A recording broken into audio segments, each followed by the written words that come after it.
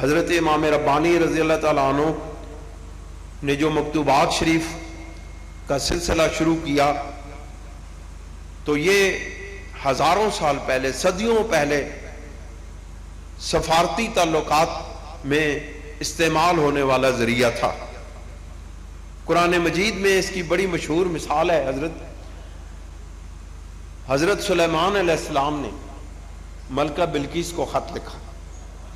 قرآن مجید میں اس کا ذکر ہے کہ اذهب بکتابی ھذا، حضرت سلیمان علیہ السلام نے ہدہد کو کہا کہ یہ میرا خط لے جا، فَأَلْقِ إِلَيْهِمْ، پھر تم یہ خط اس کے سامنے ڈال دینا، ثُمَّ تَوَلَّ عَنْهُمْ، پھر ایک طرف کھڑے ہو کے حالات کا جائزہ لینا، فَانظُرْ مَا يَرْجِعُونَ، پھر یہ دیکھنا کہ ان کے رویے کیا ہے،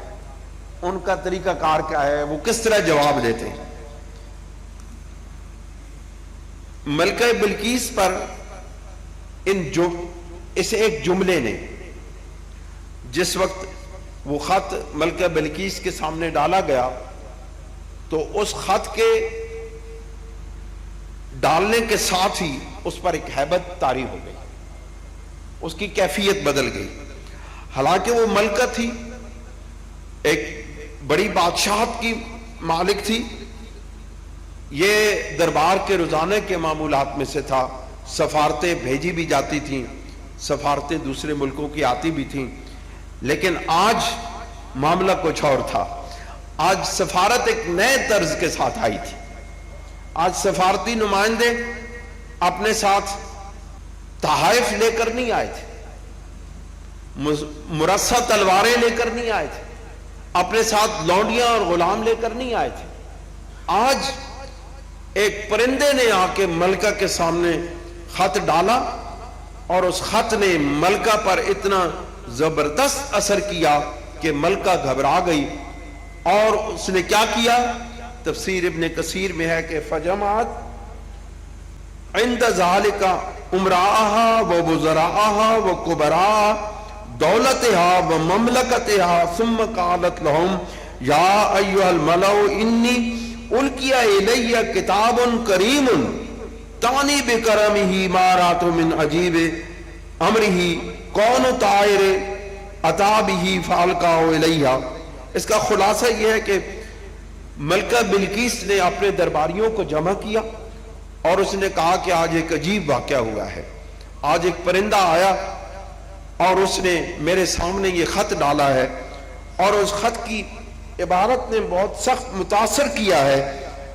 اور اس خط میں یہ لکھا تھا ثم قرأته عليهم انه من سليمان وانه بسم الله الرحمن الرحیم اللہ تعالی علی واتونی مسلمین فعرفوا انه من نبی اللہ سلیمان علیہ السلام۔ آپ خط کے مندرجات کا اندازہ لگائیں، یہ تفسیر میں یہ عبارت موجود ہے کہ اس نے جس وقت ان درباریوں کو اکٹھا کیا اور ان سے کے سامنے حضرت سلیمان علیہ السلام کی پرتاثیر خط کی عبارت پڑھی تو یہ اس عبارت میں کوئی دھمکی نہ تھی، سلطنت کو الٹ دینے کی بات نہ تھی، فوجوں کی چڑھائی کی بات بھی نہ تھی، صرف دعوت تھی، دعوت اللہ تھی، دعوت الاسلام تھی۔ اس دعوت نے ملکہ کے ذہن پر، دماغ پر اس طرح اثر کیا کہ اس نے سارے درباریوں کو بلا کے جب ان کے سامنے یہ خط پڑھا تو ان پر بھی یہ اثر کیے بغیر نہ رہ سکا۔ انہوں نے کیا کہا؟ انہوں نے کہا کہ جب اس نے فتویٰ پوچھا کہ ہمیں کیا کرنا چاہیے تو اس نے کہا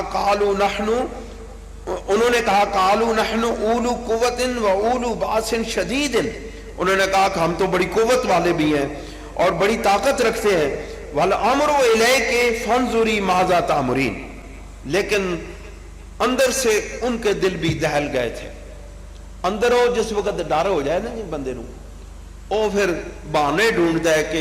اے ہن میرے گل نہ پہ جائے، یہ فیصلہ میرے ذمہ نہ آ جائے۔ انہوں نے بھی یہی کہا کہ ہمارے پاس طاقت بھی ہے، ہمارے پاس قوت بھی ہے، ہمارے پاس فوجیں بھی ہیں، لیکن ملکہ صاحبہ یہ فیصلہ آپ کے اوپر ہم چھوڑتے ہیں. یہ فیصلہ آپ نے کرنا ہے کہ آپ نے کس طرح جواب دینا ہے. اس سے ثابت ہوا کہ حضرت سلیمان علیہ السلام کے خط مبارک کی سادہ سی عبارت نے